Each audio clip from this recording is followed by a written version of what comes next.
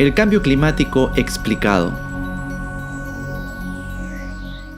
Algo le pasa a la Tierra. Durante las últimas décadas, la superficie del planeta se ha estado calentando más de lo que debería, debido a los gases del efecto invernadero. Algunos gases en la atmósfera bloquean el calor que recibimos del Sol, impidiendo que éste escape. Se quedan encerrados como en un invernadero. Estos gases pueden ser vapor de agua, que es el más abundante y que tiene un sistema de retroalimentación como todos sabemos. El vapor de agua aumenta cuando la atmósfera se calienta y esto también trae más precipitaciones. Otro gas, el más popular tal vez, el dióxido de carbono del que todos hablan. ¿Quiénes producen dióxido de carbono? Nosotros a través de la respiración. También lo producen las erupciones volcánicas, pero estas son casi nada en comparación a la huella que deja nuestra actividad. Y no estoy hablando aquí de cuando salimos a correr y respiramos más fuerte, sino la deforestación, cambios en las tierras y la quema de combustibles fósiles. Los humanos hemos aumentado la concentración de dióxido de carbono más de 1/3 desde que empezó la revolución industrial. Otro gas es el metano, que es un hidrocarburo producido por fuentes naturales y la actividad humana también. ¿Dónde se produce el metano? En los depósitos de basura, en la agricultura, especialmente en el cultivo de arroz, y también se produce bastante metano en el proceso digestivo de los rumiantes. Sí, gases, eructos y estiércol principalmente de las vaquitas. ¿Es esto realmente malo? Pues sí, el metano es 20 veces más potente en atrapar el calor del sol que el dióxido de carbono. Aunque tiene menos presencia en cantidad en la atmósfera, por unidad es el más destructivo de los gases del efecto invernadero. Mayor razón para bajar el consumo de carne de res o simplemente eliminarlo. Otro gas, óxido nitroso, producido por las prácticas de cultivo que se dan en los suelos, especialmente con el uso comercial que se le da a los fertilizantes orgánicos, ácidos nítricos y la quema de cultivos. Y por último tenemos a los clorofluorocarbonos, compuestos sintéticos de origen enteramente industrial del que todos hemos escuchado. La producción de estos ha sido bastante regulada en los últimos años, contribuyendo a la reducción del agujero de la capa de ozono, lo cual es bueno, pero es solo un problema. No es en sí lo que causa el calentamiento global. Lo que causa el calentamiento global son todos los gases de los que hemos hablado hasta ahora en conjunto. Un momento, hasta ahora hemos estado hablando del calentamiento global, pero este video es acerca del cambio climático. ¿Acaso no son lo mismo? No exactamente. El calentamiento global es el aumento de la temperatura promedio en la superficie de la Tierra debido al incremento en los niveles de gases del efecto invernadero. Cambio climático es mucho más complejo. Es un cambio en el clima que se da en toda la Tierra, pero en una región específica a largo plazo y que según la evidencia ya se ha dado anteriormente varias veces durante la historia de la Tierra. Solo en los últimos 650.000 años ha habido 7 ciclos de avance y retroceso en el congelamiento de los continentes. El fin de la última era de hielo fue hace casi 7.000 años. La mayoría de estos cambios que pasaron son atribuidos a muy pequeñas variaciones en la órbita de la Tierra y al cambio de la energía solar que nuestro planeta recibe. Pero el cambio que estamos experimentando ahora tiene una importancia particular porque está siendo producido por nosotros, los humanos, a un ritmo sin precedentes. Este gráfico del NOAA lo dice claramente. Desde hace miles de años, en realidad cientos de miles de años, como se aprecia aquí abajo, el nivel de dióxido de carbono nunca ha pasado esta línea.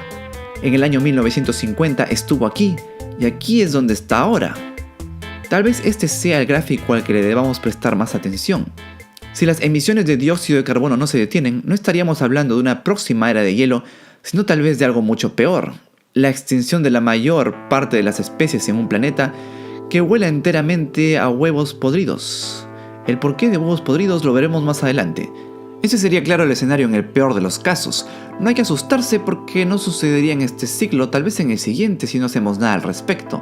Lo que no podemos hacer es quedarnos de brazos cruzados y negar la evidencia de que el cambio climático es real. ¿Pero cuál es esa evidencia? Una evidencia, el nivel del mar se ha elevado a 17 centímetros en el último siglo, aunque en la última década esta cantidad se ha incrementado a casi el doble.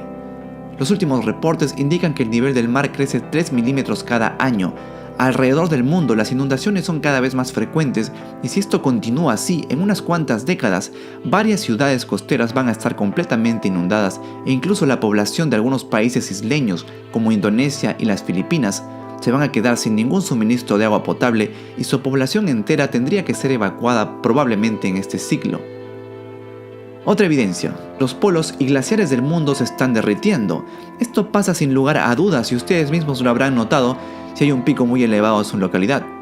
Hay fotografías que muestran el cambio drástico que se ha dado en varias partes del mundo en tan solo unas décadas, lo que ha traído como consecuencia la migración de varias especies de animales.